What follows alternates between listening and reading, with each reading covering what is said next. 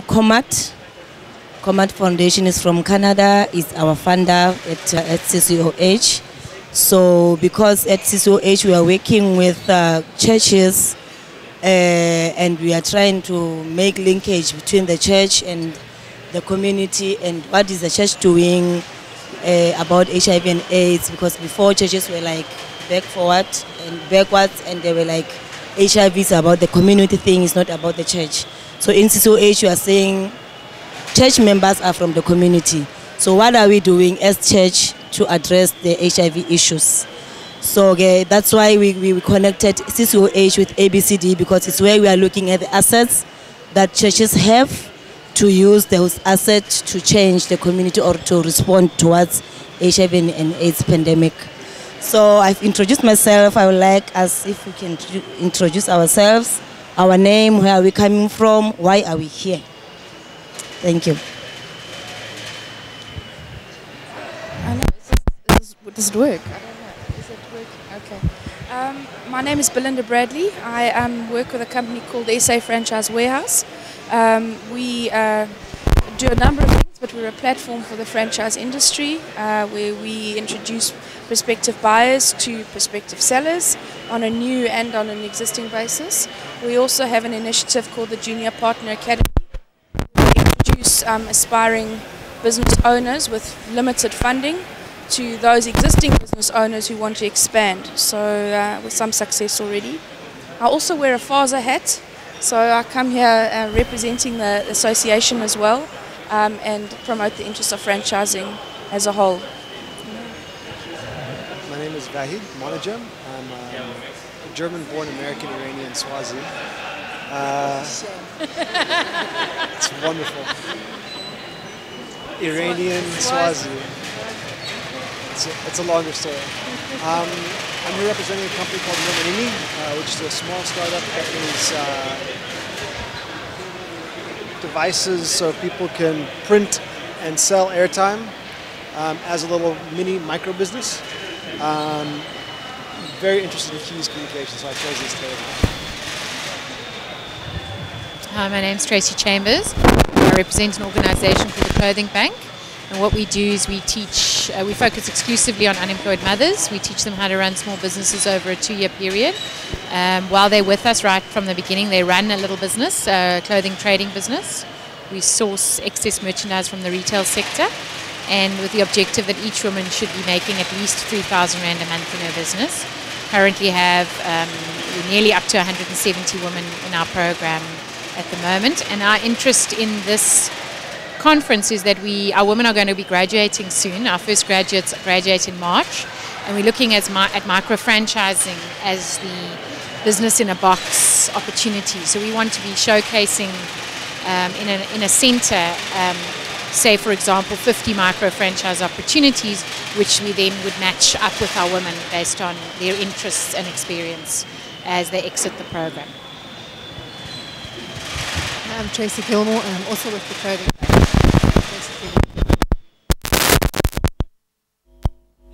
My name is Lumga and my surname is Domekote. I'm living here in Kailicha. I'm from Usililo Uluto. I was the student there. I'm just a scribe here. Hello, my name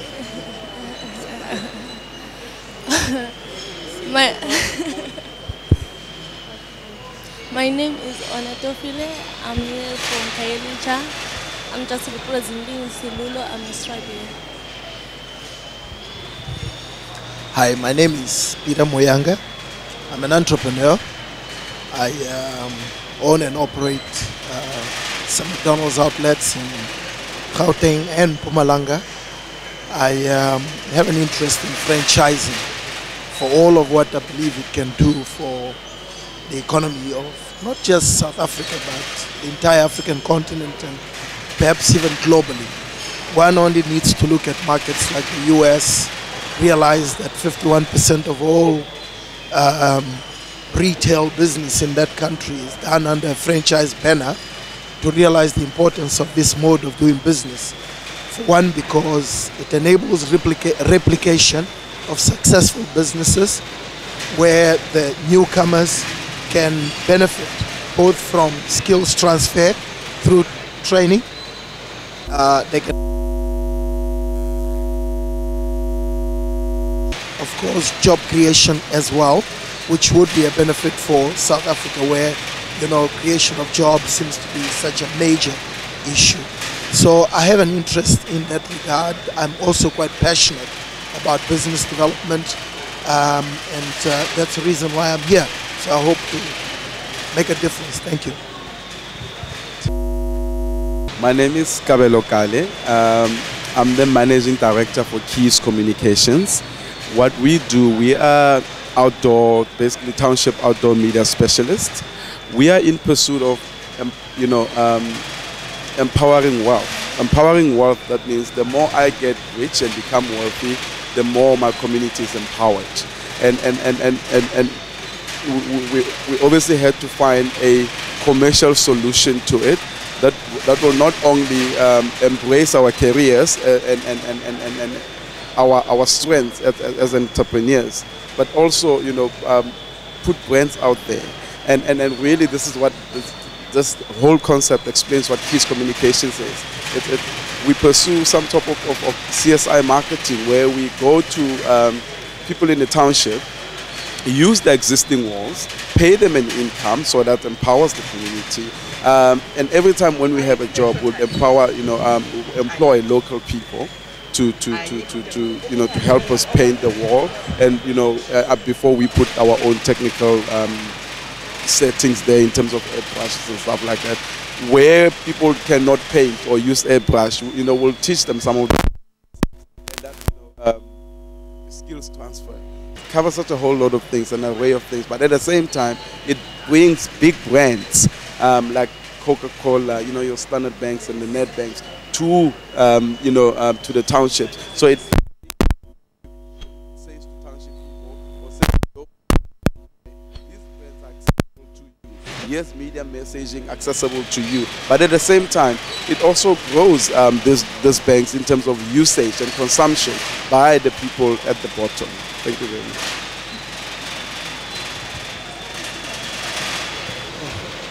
Oh, it goes, oh yeah, okay. Masai Tia, my name is Dan Kiva. I am the Vice Chairperson of the Western Cape Informal Traders Coalition. And also I'm involved in the National Alliance of Informal Businesses of South Africa. But in the community of Khayelitsha, I also advocate the agenda of the informal business. I think you have heard me making a lot of noise because really we are not protected from the government, neither are we protected from the private sector. But private sector banks, we bank to the bank, but we give bank money, but the bank doesn't do anything about us. The government on the other side, we're trading close to the train station. Next minute they want to put them all. The first people they're chasing is actually the informal business sector. We run to the government and say, what is your policy towards us? They say, unfortunately, we do not have a policy.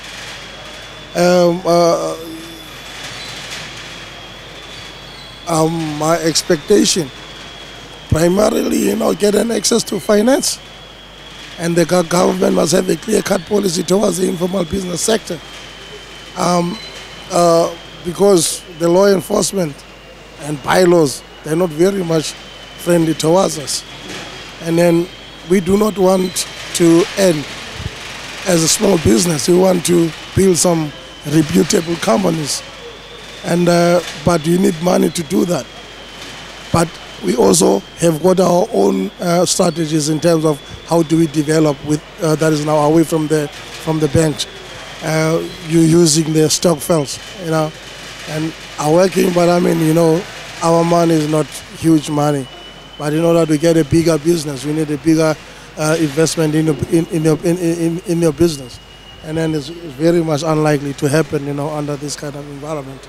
So me being here, I was expecting that I will get the answers to my questions. And for the past 2 days. Doesn't look like I'm getting any even close to those answers. Thanks. I'm a business. Esiwabuza imbuzo yila amabili ubaba nobaba umyengeni. Okay. Mhlawumbe ngiqale ngawe baba. Ukuthi mhlawumbe sicela tell us more about your business and maybe tell us why do you consider franchising your business and what are the risks you foresee around it? Thank you. My business, as I mentioned earlier on, the name is Keys Communications. We are, township outdoor media specialists, and what we do for brands, and maybe there's something that I need to clarify. Instead of, I know I spoke about big brands as well, but we also, empower or give small brands like Manini and whoever who wants access into the township, gives them that access. So that's what we do. That's our main function, to give brands and products and services access into the township market through advertising on walls that are pre-existing, or at some stage we would also build a wall that is in a prominent area that we believe would give a certain brand, product or service prominence or to an opportunity to be seen by the very market that that brand, product or service would want. And what we do, in as much we don't see ourselves as just media owners, because if we were media owners, we would not pack our products. We give you a full package product to say you want access in Soweto, you want access in Khayelitsha, access in Seshego, Khomo or Makopane. We'll give you a packaged product and say this is how we think you need to be visible in the market. And so that's what Keys Communications does. We employ about 10 people. We've got site developers. These are people who go out there to look for sites nationally. We've got artists. The different ways, there's different techniques or technologies that we apply to give clients or to meet clients' production expectations, and that would include airbrush, painting, graffiti, as well as what we call street graphics, which is a digitally pre-printed vinyl, because clients, look at there's different options that we give them and say, if you want a wall, this is how the different production finishes come to about. What I personally like about what we do is it's the CSI aspect of it, it's the empowering aspect of it, it's the social, economic development aspect of it, and what we love is that the more work we get, the more local or township communities are being built. Because if I've got 7 walls in Soweto, that means on a monthly basis I have an opportunity of departing 7,000 to 7,000 to that, to 7 people, 1,000 to 7 people, which is 7,000, and they could use it to better their lives. They could use it for different aspects. I mean, some of the stuff that we do as Keys Communication, we also take their stories and give them to brands and say, of your CSI marketing, this is what you've done for this particular family. And so, I mean, most of it is confidential, so names don't come through, but the stories that we hear is that I'm not working, I'm a single mom, and your money was not expected, and at least we can use it to uplift ourselves and live, like, because it's an income. 1,000 rand is quite a lot of money, considering some of the grants are only 230, and I think that's what excites me more, and that's that. If I spend, or if I burn the midnight oil and sleep at 3 in the morning trying to get proposals, it's that type of end in mind that I've got. Obviously, Keys Communications, the brand, we have to build it, and obviously we have to meet consumer expectations, and obviously we have to make money. But I think my expectations of this process here more so is to create a whole lot of Keys Communications that are going to expand and branch out and do more of what we do, instead of just the 7,000 rands that go to a particular community. I would like to see us giving 170,000, 2 million for all on a monthly basis to different people, and for me that's work. You know, us creating those, me or the company renting a wall from a particular person and giving them 1,000 rand, it's work, it's their work. Suddenly, whether you know it or not, you're actually telling that person that wall is your business. So in a way, you are an entrepreneur as well. So I think we're more like serial entrepreneurs, because we're creating more and more and more and entrepreneurs. And I just love the business model. So what I'm expecting outside of growth of Keys Communications, and outside of, you know, seeing the brand expand and being known, you know, I'm expecting to see more going back into the people, and the people using it wisely to empower their lives, to empower their livelihood, to protect themselves upon which, you know, they live, and seeing those people, you know, becoming better people. And again, I'm also very, I've got a marketing background. I'm passionate about brands. I'm passionate about consumer interaction with brands, and I love seeing brands go the extra mile. This type of work, or this type of outdoor solutions that I offer, it's alternative outdoor. It's me challenging brand managers and marketing managers and saying, guys, life is not about TV, print and radio. Look elsewhere, set your sights elsewhere to reach a captive audience. I can give you a captive township audience. My walls are in pedestrian routes, at taxi ranks, at your work, you know, at spaza shop, everywhere where we believe that, you know, it's a captive touch point where, you know, you can find these consumers. So look beyond TV. I mean, I know, like I said, I one time I moved from spending 46 million on advertising marketing as a senior brand manager to as measly 7 million. So but they wanted the same impact. So I had to come up with ways of engaging consumers in the same way that I did with the 46 million. I had to think beyond TV, radio and print. I had to find alternative ways of capturing the market. And we believe that what we have here, this concept that we have here, really, really, really, you know, engages marketeers to think outside of the box, you know, to look at life as a big circle where you can throw color around, and not just the square where you're boxed in. Consider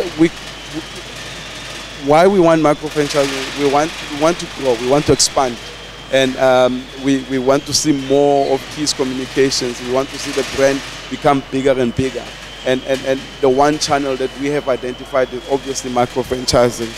The risks that I foresee is that, you know, we're building a brand, and our promise to most of the clients is the production finish. Our competitive advantage is the best people that we have that would, you know, give your brand prominence out there, and the risk is to multiply ourselves around the country and make sure that we get the right people to do what we believe, to understand the vision and run with it, to take ownership of this brand and build the brand. So I think the risk, more than anything, more than the functional abilities of those different people, it's really how they. Because when you speak about Keys Communications, people know that those are the township people.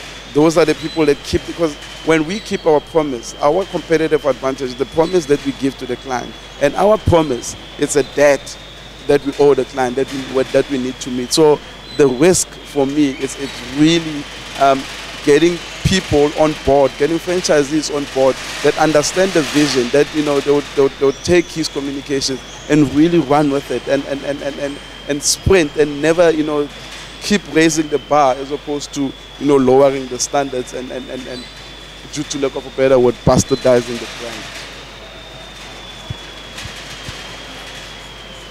What, if anything, you know, would you want to see CSI doing to help you in this quest? Thank you.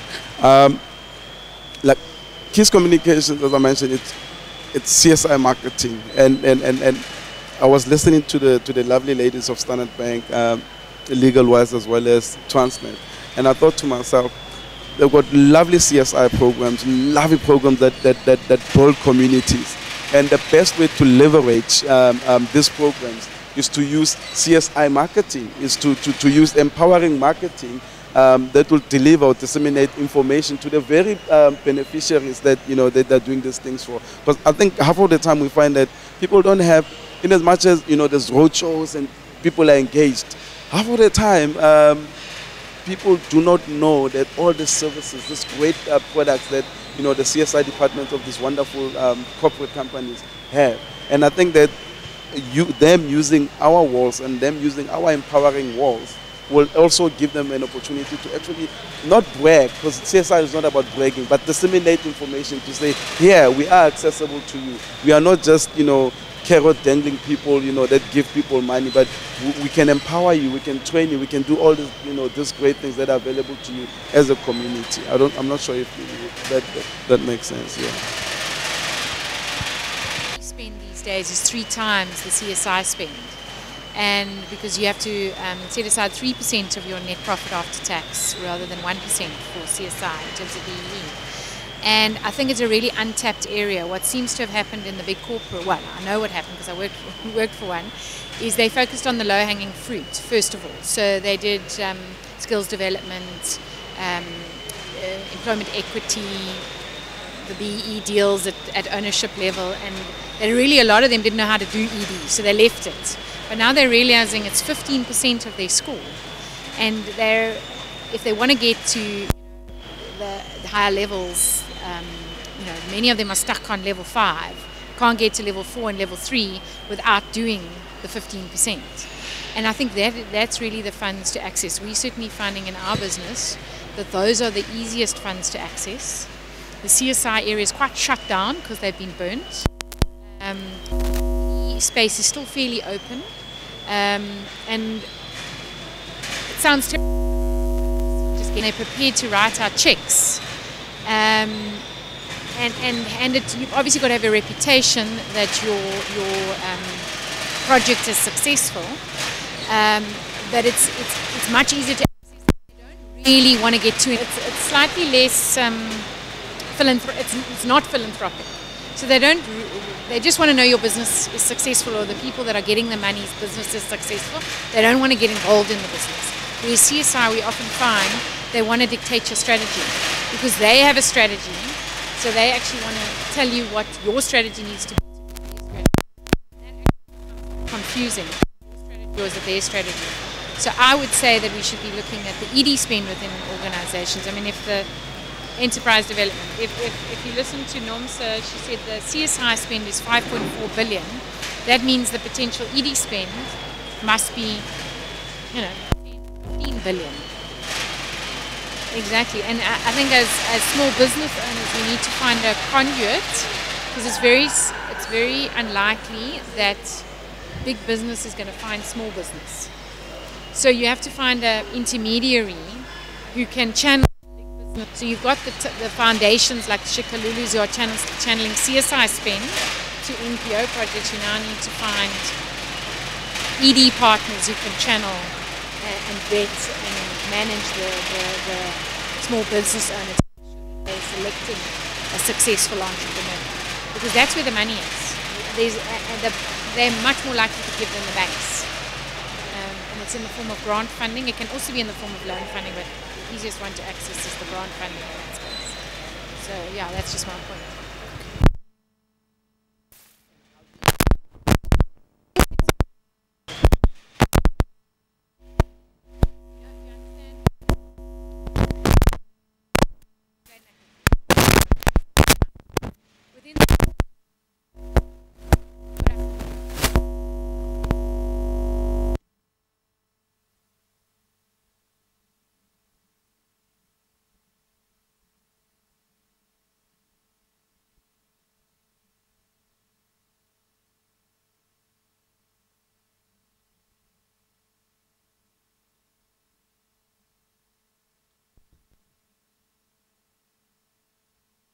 Scorecard for individuals. We haven't got a scorecard for business. So that changes. Micro businesses. No. We do group lending. We do group lending. But you know what? That group lending can be scaled. In terms of...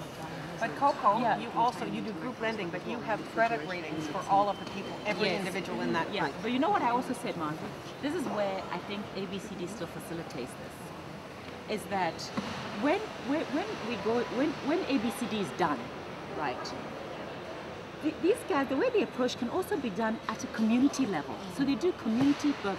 Because if it's a finance kind of security that you're looking for, you need to also look at it at a community level. Because when people belong as communities, that's why microfinance and the Grameen model uses the group lending methodology. And there's been other business models that some Professor Conradi from University of Johannesburg said, they used to do that a long time ago. It was bottle stores that they used to do it for. And bottle stores is that there's a few bottle stores in the neighborhood. They all get finance from the same place. There's no collateral, nothing. But everybody, you know, if you go there, you buy, you're going there to get your stock. He's going to ask you about Mr. Devet. What about Mr. Devet? He hasn't come to pay lately. I haven't seen him lately. Right? So you need to go and look for Mr. Devet to make sure that Mr. Devet is paying his bill to them. Otherwise, next time you come, you know, she hasn't paid us. Exactly.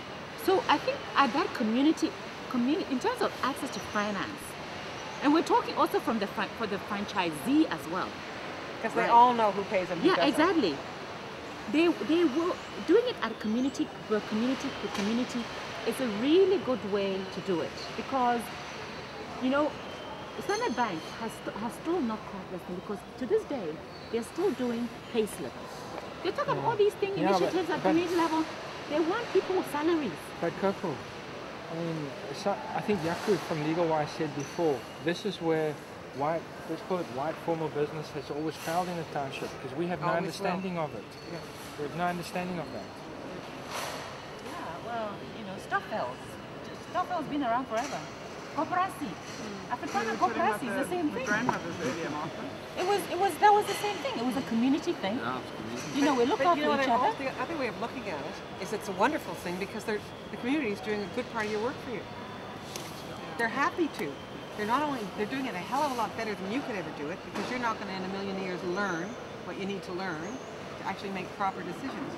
You go and find the people in the community who make the decisions on the basis that you would make the decisions in your own community. You're going to get a much better result, just a much better result.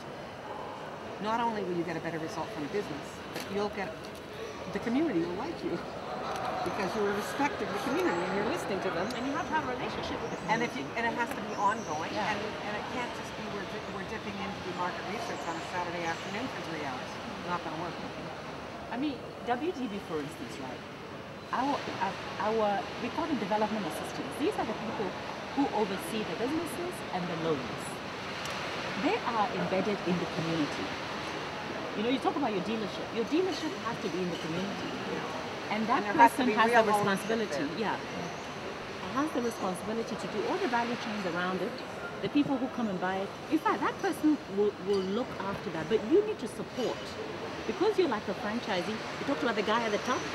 What is your responsibility to them is that you continually support them, right? But the business model is also something that you need to package it.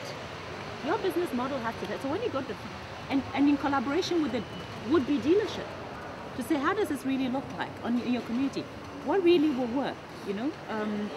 Who are the people, that's what I'm saying, for instance, that we do group lending, would it work in this environment? You know, would you have access to seeing these guys and make sure that you have your money back?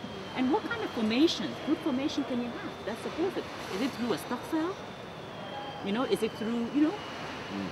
It's you can find, but all I'm saying is that the bottom of the pyramid needs to have different solutions. Totally. And one of it is financial solution. You know? Yeah, but you know, so many government ministers, so many of top officials in banks, insurance companies talk about providing financial insurance down there. Well, we've done it. The group lending has been going for 20 years, over 20 years. Microfinance, but not through the banks. These are people. Not traditional banks. No, but this is what you don't know about. The people you have to go and talk to are the Cocos of the world. You need. That's why you came here. You didn't know that Coco existed. You didn't know that Yvonne Radinko existed, or that Mark Tucker, or that Gabriel, or any of these guys existed. They've been doing this in this country for 20 years. They know how to do it. They know how to get these loans paid back. These are the experts. Do not listen to the banks. They have burned through billions of rands trying to do this because they will not listen. I was in Standard Bank's boardroom, also in ABSA's boardroom, the big boardroom, not their little subsidiary ones. Back in 2006, was it, or 2007?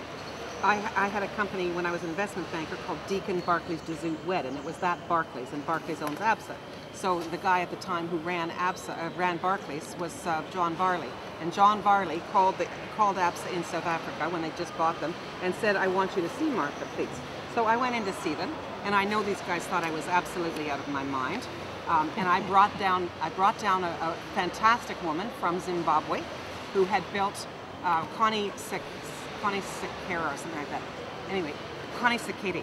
Connie Sekere had built a micro bank from zero to profitability in 23 months.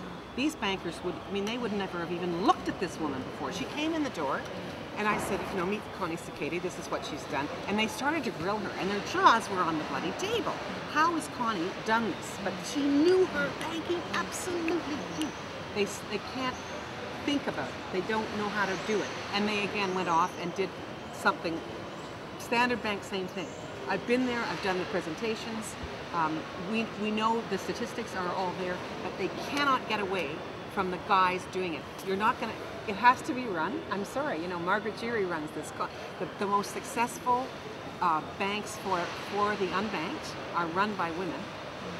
It's not just loans to women. They have to be run by women for cultural reasons, in my view. And not, if they're run by men, there's usually something funny going on that I've found in the past. These are things that they exist in your country. These are resources. That's why we wanted this to happen. That's why we wanted you guys here with all of these different resources to hear, because you guys would never in a million years. But you guys also have a solution. You see, what I was thinking, Martha, is that with this township project, we really need finance very close. Yes, absolutely. To it. Absolutely. Like absolutely. Walking 25 has done. Yeah. Otherwise, and this is with all due respect to all the microfinance agencies that are there. We heard about the challenges that these guys are having with dealing with the microfinance company, because they have their own kind of thing. They have. So what do you think? I think we need to build a fund. Yeah. A fund, just like you guys. You need to build a fund that is linked to community banking or to microfinance. That immediately, and you have to have. And you're saying funded out of enterprise development funds of I'm corporates. saying yes, enterprise development funds. And must you say pull this in. is the way, and this is the way we're going to choose the companies. Yeah. Every year, or whenever we have a micro franchising launch, we'll choose the launch. We'll choose the companies at the launch. If they've been workshopped through the launch, then they are deemed to be credit worthy. Can I just ask a question? So what you're saying is, let's call this Township Project Fund. Companies will donate there. Yeah. And this organisation will... And we have a fund, we'll have a fund manager. And you see, because what I love about, and this is all from Walking 25 business model, they're still struggling because the money is still sitting with government. And government has its process. They've had some wins. That's how they've come this far.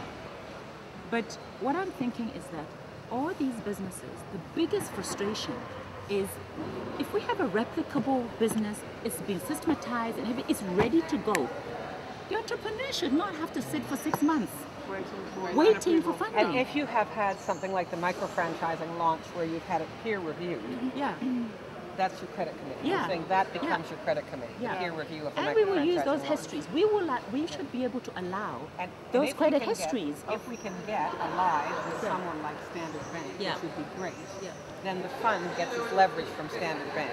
So you've got, you've got a fund of 10 million rand, but you're leveraged up to your 20 times.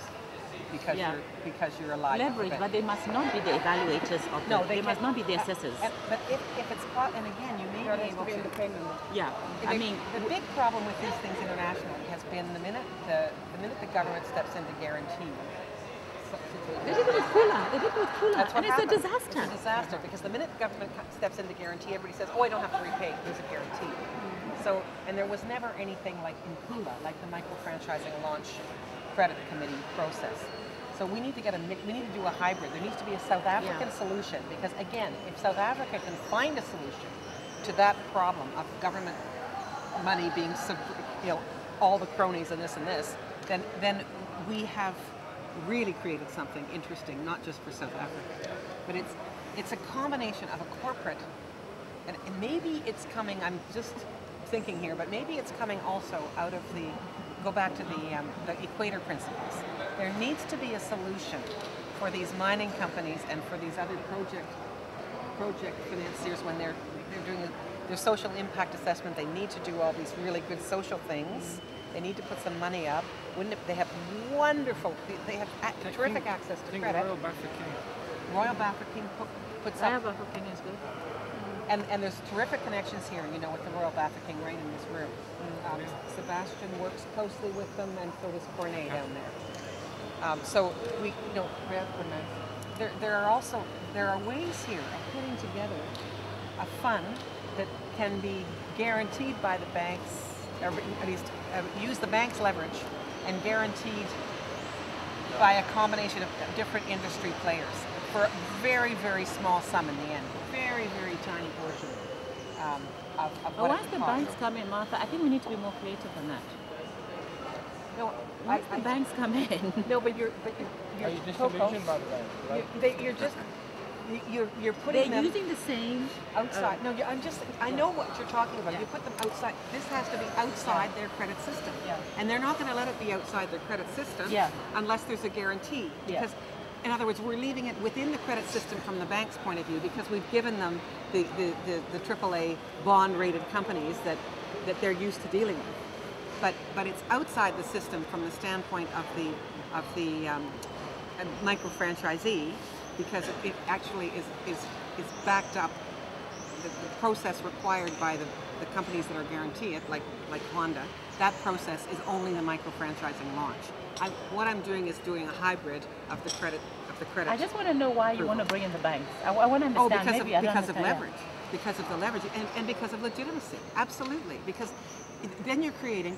This is all about creating. I want to see a roadmap that's like a bloody 4-lane highway out of the townships into prosperity, out of poverty into prosperity, so that you see a way through. So when you're building your business, you're building also your credit rating. You're part of the banking approach, and they're desperate to get into this anyway. They just need to finally be convinced. It's not. She said, Nomsa said she needs the person who makes it all, the orchestrator. She does, and this has been going on. These discussions have been going on for well nigh 20 years. I mean, I met Eunice of Grameen back in the early 80s. It's 30 years ago, and it took him a long time. People have been learning and talking about this, but the time has come to put it together, and I think it's absolutely doable at this point, and I don't think you leave the formal banks out of it, because until the formal banks are involved in this, you haven't really created a new industry. It has to drive into the formal banking system. The formal banking system exists because it works. What do you know about Capitec? About Capitec. I know, I've met those guys. I started out working in the Eastern Cape and in Bidasani.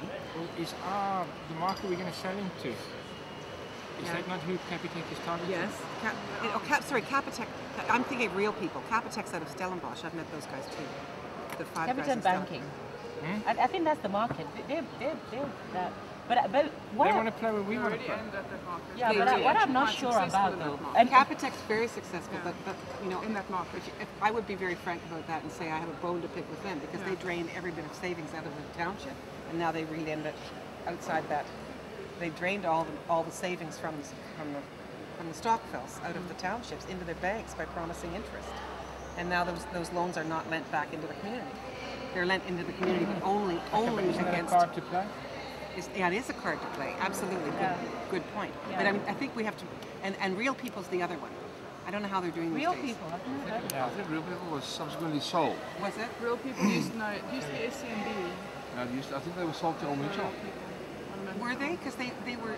It's again 3 or 4 guys. They're not around anymore, right? Yeah, they were in East London, and they started up 10 years ago. Yeah, I think I met the guys who continued with their software development a couple of weeks ago, and actually they told me that they sold to Old Mutual Bank at the time. Because Real People started by buying all the books of bad debts the records of bad debts all throughout the country. And they did a heck of a business for a few years. But so Capitec's just about in every township around, because they were smart enough to understand that the township people had never been offered, first of all, access to a bank account, and never in a million years had been offered interest on savings, and yet they were paying, if the spread is already, they were paying 10%, and their loan rate was at least 30%. I mean, a 20% spread is to die for, and that's how they went from 0 to 50 million profit in, I don't know, 5 years. But it wasn't, again, as a business model, it was not a model that was benefiting township people at all, as far as I'm concerned. And it needs to be, I mean, that can be revised, but I think that has to be, people are not stupid, ultimately, they're going to figure it out. But that, yeah, you don't allow message that tools on diamond panel about X security company Kylie Chamon. The turn back X and the turn back X. So the 70 Taras about it company X cool, Ide Ulu, Ipumelele, yeah. It's my turn now. Yes. Oh, it's your turn. Hi, okay. Must I tell you my name? Yes. Oh, I'm Leslie Mach. I'm working for GS Security Services. It's a good company. As you can see, us we are wearing a very beautiful uniform. It's the first time you see a security like this. Can you see me? Can you see me? All of. So this is what you see from GX Security Services. We've got education to sponsor that part of Okay. Everybody wins. Everybody wins, from the environment circle, So, and that's also how we must start thinking, is that the one thing feeds into the other. Often businesses are not about how can I make money. It's more about what is needed out there that people will pay me money for. We've got to think the other way around. To say, what can I do? What can I look at? How can I make a connection between that man and that man? Yeah. And the side effect is money, but not the central focus. And that's quite important, is to say, you know, sometimes people say, well, what's a quick way to make money? You've got to be involved in this and be involved in that. And often that's not the right way to look at it. Say, spot the gap. Spot a need somewhere. How can I fill it? Do I have those skills? Or can I employ somebody who's got those skills? Can I get organized and say, well, nobody's filling this gap? And that's where entrepreneurs come in. They spot gaps. Say, what if I did that for you? Would you pay me? Yeah, let me do it for you. And it could be the simplest of things. The key thing, Tony, I think is the issue, the emphasis. We are so discouraged to do what we can do best, thinking that we don't have enough money.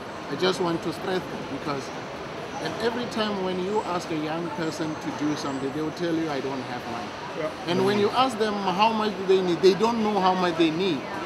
It's like when you ask a young kid, how much should I give you? They will always say 1,000 rand. If you ask them, what are you going to do with the 1,000 rand? The things which they are counting will not even make 500 rand.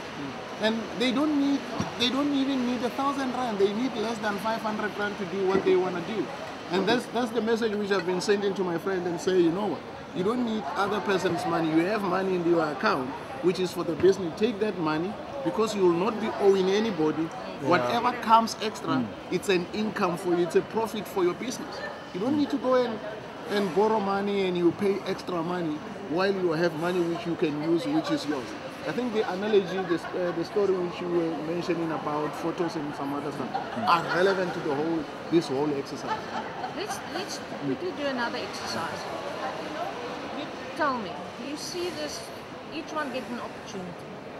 You see this glass is half full or half empty? Half full.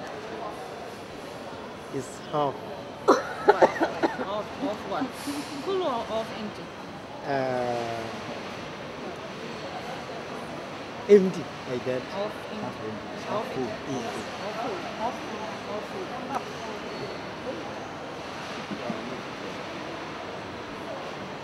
So who's right? I think the message is you could see it both ways. You can see it negatively or you can see it positively. And when you see it positively, it's easier to fill up the glass. But when it's negative, when you see it in a negative side, you will always mourn and complain and you don't do anything. If I walk through the desert and somebody puts this glass there, I haven't had water for a day. Yeah, I'm gonna Rain. and I said, I now have water. It doesn't ignore the fact that there's an empty space up there. But to focus on the fact that you have water. Yes. And once you've discovered that you have water, now I'm not thirsty anymore. Now I can look at the empty pot and say, so how can I fill that empty pot now? Because I have renewed energy because I'm not thirsty anymore. I can now think of ways to fill the other half. Okay. And how do you make that half full or half empty glass into a full glass? So Now, let's think about that. Yes. How do we do that? yeah. What's the answer?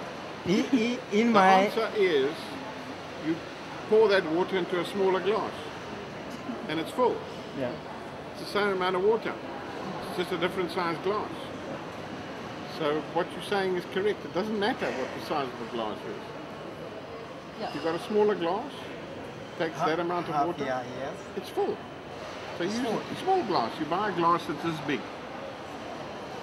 Now your glass is full. You don't have to worry that it's half empty. But in my knowledge, in my contention, me, I think that level, you see, on the class now, these things since interstate, the business, if you run the business, is up and down, according for the season. Like it is January up to December. December like that is a busy the holidays. Then June, because the rate of the business, his needs supported that they have class. This is more than to breaking down, supposed to go up to the assistance members for that the sample example like that. They have classes that they make. Because he's talking about the business, because business is the winter and the summer. So now he's up and down for the customers to getting to go up. If like it's simple, if you opening for the spaza shop or a shop, like a shop tracks, to buy something, if you buy, okay, that is the season of the fruit to this summer, like orange. That the season to came of the summer, orange is not to run because no one to looking for that because it's not from the summer times or of the season. Like that. So I'm talking like that the business that they have class is need for the supporters just to make a budget to get a profit, a budget guide of the economy, and then the supporters of the member board members of the business. The principle of this is that there will always be needs. But let's rather focus on the assets, what we have, and then we can address the needs. Whereas in the past, development has always focused on the needs of people. Going to a community, so you're so poor, what do you need, people? What do you need? We need money. We need money, yes. Okay. But if you go into a community with a positive, with a positive attitude of, what have you "Do got? What? Guys, what have you got?" And then the mind shift takes place, and it's not about I need this anymore. It's I've got something, how can I make it better? And then I say we invest in success. You invest in success when you look at what you have rather than what you don't have. I represent Bikefin and Honda. Firstly, I'd like this opportunity to thank Martha Deacon, I think the Project Township, thank LegalWise and Standard Bank for this opportunity that has brought us all here. If you guys are expecting a song or a dance, come on, you must be kidding, look at me. No. It's not going to happen, okay? I want to talk to you about transportation, the effect of transportation on poverty, and about the roller coaster ride we've had the last 2 days. I came here to present something, and what I'm going to talk to you about now is not what we came to present. I'll start with what I wanted to start with. Traditionally, or growing up on the privileged side of the previous regime, to me it was inconceivable that you could have a family or people without transport. Having grown up in a home where there was at least one car, or most of the times 2 cars, I couldn't understand, and possibly still cannot understand, what it must be like to try and function as a family every day without transport, without the means of getting from point A to point B, whether it is to get to school, whether it is to get your children to school, whether it is to get bread and milk in the house for tonight's supper. I cannot conceive it. It is becoming apparent, and I think it's become clear to the rest of the world as well. And you know, if I can just quote something from a recent study done by the World Bank on the effects of poverty and the effects of transportation on the alleviation of poverty. And I'm going to quote from there. It says, the contribution of transport operations to poverty alleviation is seen in general as indirect and stemming from broadly based economic development. Yet most direct poverty targeted interventions such as schools, health clinics, nutrition programs and social services heavily depend on transport as a complementary input for their effective delivery. Deriving from this, coming here, I thought, yes, obviously the microeconomic side of your community depends heavily on transport. You can't do your business, you can't run and function your business without transport. And I thought we had this preconceived idea of coming here and saying, this is what we want to do. We want to provide transport, and this is going to be the business. We're going to put a transport solution down in the community, for the community. But wow, have you guys blown us away the last couple of days? The input from here has been staggering. I must tell you now, when we came here, it was with the idea of possibly conceiving 100, 200, 300 businesses throughout South Africa, in all the communities. What's happened in the meantime, our idea of taking a franchise or a dealership and putting it down in the community, and that franchise being the business, has now entirely changed around. Yes, that franchise is a business, or that dealership will be a community-based business. But the actual thing that that franchise will sell, that motorcycle, will also be a business. And that was your idea that you came up with for the last 2 days. That actual motorcycle becomes a tool. It becomes a delivery tool. That actual motorcycle becomes, and the idea became apparent from the first presentation yesterday, from Walk-in 25.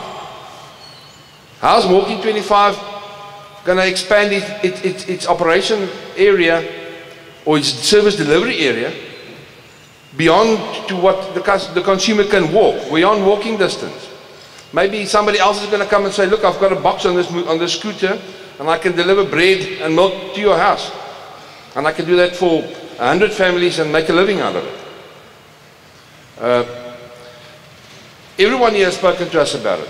It seems that we came here to possibly present the conception of a couple of hundred businesses.